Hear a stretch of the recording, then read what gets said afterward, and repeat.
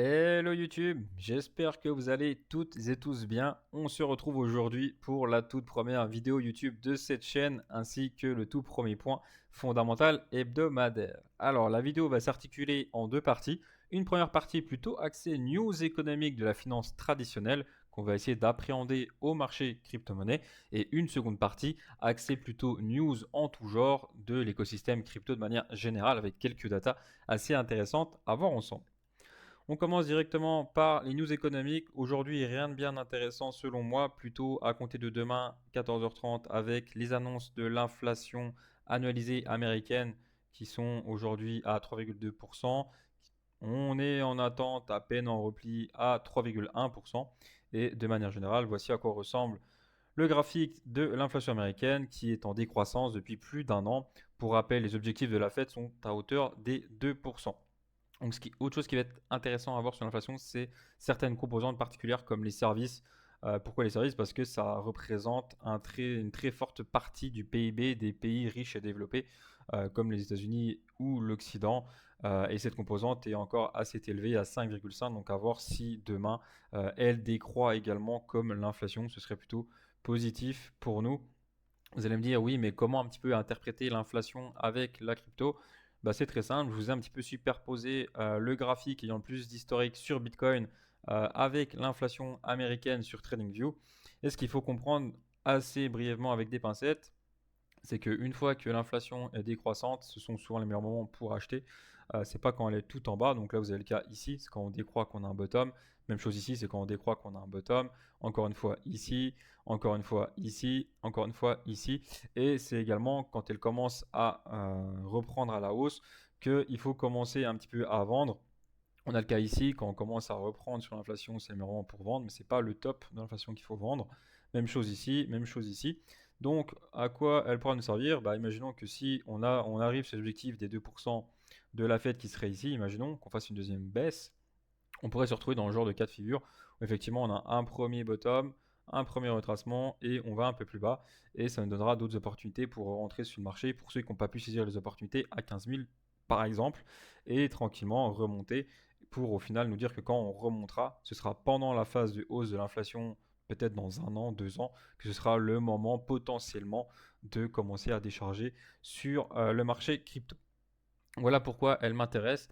Si on fait la suite des news, on a le 13 décembre, une journée assez chargée avec en premier lieu à 14h30 les PPI du mois de novembre pour les États-Unis. Donc le PPI, c'est tout simplement l'indice des prix de base à la production. Donc en gros, c'est tout simplement le prix de production des industriels aux États-Unis. Donc on voit que ça suit l'inflation. Donc tant mieux si cette composante décroît, ça veut dire que ça coûte moins cher de produire. Donc potentiellement, ça pourra être vendu moins cher. Donc les gens devraient gagner un pouvoir d'achat. Donc affaire à suivre sur cette composante-là.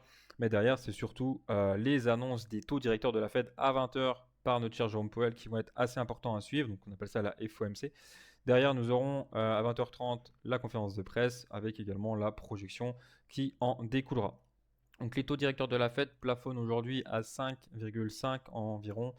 On est sur une probabilité de 98% pour qu'on n'ait pas de changement. Donc on reste sur des taux assez hauts mais qu'on n'augmente pas ni qu'on ne descende pas les taux. D'après les données de la bourse de Chicago sur le CMO Group. Donc assez intéressant à surveiller.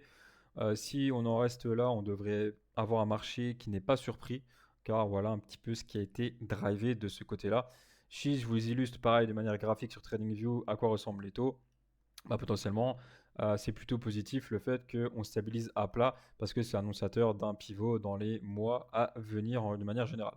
On a eu le cas en 89 où on est resté plusieurs mois très haut avant de partir en baisse. Même chose en 2000, même chose en 2006-2007, également en 2019 et on est en train de reproduire ce même schéma en 2023. Donc si on continue, je ne sais pas, 2, 3, 4, 5 mois sur des taux inchangés, potentiellement ce sera annonciateur d'un retracement baissier pour les taux et donc plutôt positif pour le marché d'un point de vue général. Voilà pour la journée du 13 décembre. Derrière, rien de trop intéressant pour le reste de la semaine, très clairement d'un point de vue news économique. Il y a déjà pas mal de choses entre demain et après-demain qu'il va falloir suivre d'assez près. On va passer à la deuxième partie sur les news un petit peu générales sur la partie crypto-monnaie Avant d'en parler, je voulais juste vous redire qu'en aucun cas je ne suis conseiller financier et toutes les informations sont juste le fruit de mon travail et de mes recherches. Donc bien sûr, je vous invite à compléter mes informations en commentaire pour ceux qui en ont ou à l'inverse à venir échanger si vous n'êtes pas forcément d'accord. Je suis aussi là dans l'optique d'apprendre, donc il n'y a aucun problème pour ça. Et j'en profite également pour vous dire que si ce genre de format vous plaît, n'hésitez pas à mettre un petit commentaire, à lâcher un petit pouce bleu et à vous abonner. Ça pourra m'aider à me lancer sur YouTube. Voilà, voilà. On continue avec les news crypto. Donc j'en ai parlé un petit peu sur Telegram, mais on a Binance qui nous informe qu'il faudra convertir ces BUSD avant le 15 décembre 2023. Donc c'était suite à l'affaire de Paxos. Pour ceux qui n'ont pas suivi, entre guillemets, Paxos a arrêté de ses services avec Binance, mais Binance a garanti la parité du BUSD avec le dollar, donc un BUSD étant toujours égal à 1 dollar. Mais derrière, ils ont arrêté tout simplement de frapper, si je puis dire, du BUSD. Donc dans le temps, on devrait avoir de moins en moins de BUSD. Et aujourd'hui, ils ont décidé d'arrêter complètement le service. Si vous ne convertissez pas vos BUSD, il n'y a pas de panique, vous n'allez pas forcément les perdre. Ils vont être convertis automatiquement en FDUSD, pareil, avec une conversion de 1 pour 1, donc pas de panique. Mais ça peut être bien de prendre le devant et d'aller convertir son BUSD vers un autre stablecoin, par exemple.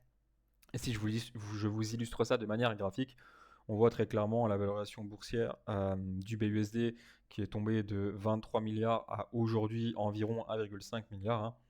Mais ce n'est pas pour autant que le BUSD a perdu sa parité de 1 pour 1, pas du tout. Et vous allez me dire où est parti un petit peu l'argent.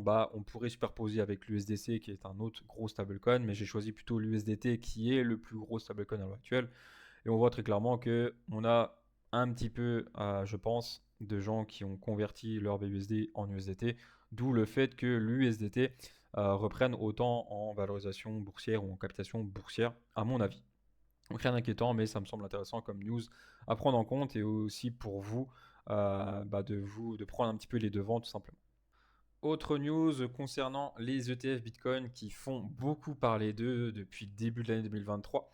Rappelez-vous, il y a une quinzaine de jours, nous avions des informations sur potentiel point entre la SEC et Grayscale concernant la conversion du GBTC vers un ETF Bitcoin Spot. Il y a eu la même chose il y a environ 5 jours entre le fonds Fidélité et la SEC. Et là, nous avons un article de Reuters qui nous informe de trois choses assez importantes, surtout concernant les dates clés de la SEC, qui doit rendre des comptes au plus tard à compter du 10 janvier 2024. Donc là, c'est un petit peu inscrit dans l'article. Je vous invite à aller sur Reuters, vous tapez US Bitcoin ETF. Pour ceux qui veulent un petit peu lire dans le détail, le but, c'est pas que je vous lise tout l'article, mais ça me semble intéressant à soulever parce que les dates seront bientôt là entre les fêtes. Ça va aller très très vite pour qu'on soit rendu en janvier 2024. Autre news sympathique concernant cette fois-ci Google, donc ça fait suite un petit peu aux ETF, mais il y a eu un changement des politiques publicitaires qui a été publié par Google aux États-Unis. Donc en janvier 2024, donc plus précisément le 29, il y aura une possibilité pour Google de faire des pubs concernant l'écosystème crypto-monnaie et plus précisément sur les ETF. Donc est-ce que c'est une anticipation sur le fait que les ETF seront autorisés? C'est une hypothèse. Rien n'est sûr. Peut-être que nous aurons ces informations-là bien après de manière officielle. Derrière, on a Cryptos qui nous a fait un bel article sur le sujet. Voilà, qui nous dit qu'effectivement, à côté du 29 janvier, il sera possible de faire de la publicité pour les fonds d'investissement crypto aux États-Unis sur Google.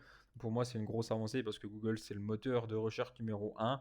Et si demain, effectivement, on a de la publicité liée à tout ça qui est possible, ça va encore plus accélérer, entre guillemets, la rentrée des fonds, l'adoption et que le cycle se passe de manière cohérente pour l'année prochaine. Donc affaire à suivre, mais ça me semble intéressante comme news à vous montrer. Maintenant que les news c'est fait, on va passer un petit peu plus en détail sur certaines données que je trouve intéressantes et on va parler du dollar. Vous allez me dire pourquoi le dollar? Parce que le dollar est corrélé négativement au BTC. Hein. Pour rappel, vous achetez du Bitcoin contre du dollar. Donc forcément, si le dollar augmente, on a de grosses probabilités pour que le Bitcoin soit en baisse et inversement, ça peut se vérifier très facilement. Donc le dollar nous intéresse fortement et je vous ai superposé une charte de saisonnalité qui retrace la moyenne mensuelle des performances du dollar sur les 20 dernières années. D'accord? Donc c'est écrit juste en dessous. Et ces chartes-là sont hyper troublantes parce qu'elles respectent une certaine cyclicité que le marché a tendance à reproduire. d'année en année.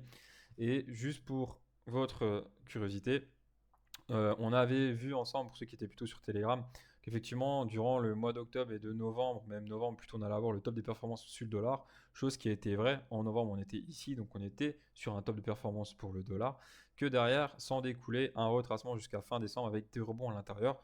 On a l'air d'avoir fait notre retracement, vous voyez, jusqu'à fin novembre, début décembre. On est à peu près rendu ici au 28 novembre, avec, pour la suite du cycle, des petits retracements pour le dollar, donc potentiellement un petit retest haussier qui pourrait être fait, donc ça voudra dire un retracement potentiellement baissier pour Bitcoin, si le dollar retrace un petit peu à la hausse, avant de replonger à peu près mi-décembre, en tout cas pour la fin d'année, avec ce genre de scénario qui pourrait être viable selon cette charte. Donc ça va être intéressant à suivre, savoir de voir si le plan se déroule comme prévu. Et on a la même chose sur Bitcoin, avec cette fois-ci une moyenne des performances mensuelles sur les 7 dernières années, d'accord, du GBTC, c'est la seule donnée qu'on a, mais c'est pareil pour ceux qui me suivaient d'avant, ce genre de chart est assez troublante. Je vais vous expliquer un petit peu la démarche, mais effectivement, en septembre, octobre, novembre, on était plutôt sur des mois de consolidation avant une première phase de pump et de break de top par rapport au mois de septembre. Donc là, effectivement, on est sur du septembre-octobre, d'accord? Donc on était dans cette phase-là. Novembre, début d'un mouvement important. Ok, novembre, mouvement important. On était ici, on a un premier top, on a un premier retracement, on a un retracement. Et derrière, on a un gros push qui s'annonce jusqu'à la fin d'année. Donc ça a été fait. Donc là, on est rendu mi-décembre, entre guillemets, à peine avant.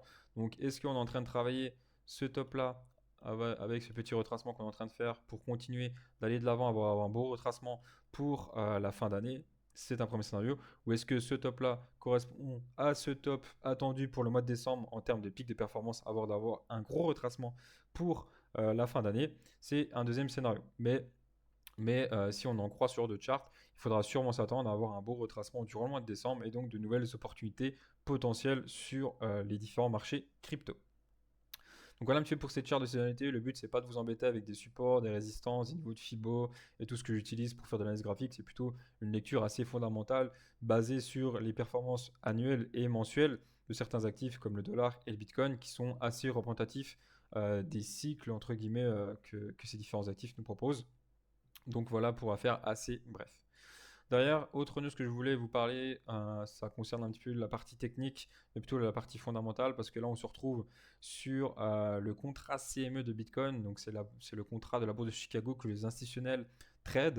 Et il y a une petite différence, c'est que lui, il n'est pas comme Bitcoin, ou Bitcoin, on le sait, hein, ça s'arrête jamais. Là, le contrat d'institutionnel ferme le week-end, et en l'occurrence le vendredi soir vers 20h, et rouvre le lundi, j'ai plus l'heure exacte, mais autour de 4 heures du matin. Donc forcément, en fonction de l'évolution du cours de Bitcoin, on peut avoir des gaps dans le temps parce que Bitcoin ne s'est pas arrêté, mais on a clôturé vendredi ici, on a rouvert lundi ici, donc forcément, la bourse est enfermée, on a un gap qui s'installe, et ce genre de gap sur les contrats nationaux est majoritairement voué à être retest. Donc là, souvent, c'est mon historique sur cette charte-là où je m'amuse à identifier tous les gaps, et on a de grosses probabilités pour que tôt ou tard, on revienne retest ce genre de gap. Donc attention, ça pourrait être le cas dans les semaines ou les jours à venir, avec un retest autour des 40 000 $. Donc on en a eu un à la baisse, et on en a eu un également à la hausse il y a de ça vendredi à 22h. Donc on a eu un petit gap laissé ici. Donc potentiellement on pourrait se retrouver avec ce genre de scénario qui pourrait être envisageable. Mais attention, si on revient à retest les 44 500 et la même chose sur la zone des 40 000, ce n'est pas impossible qu'on ait de belles réactions sur ce genre de zone, couplées à d'autres informations techniques que je vous laisserai le soin d'ajouter de votre côté. Voilà, j'en ai terminé pour ce petit point hebdomadaire. N'hésitez pas à me faire savoir si ce format vous plaît. Et moi, je vous dis à la prochaine pour un nouveau point hebdomadaire. Allez, ciao YouTube.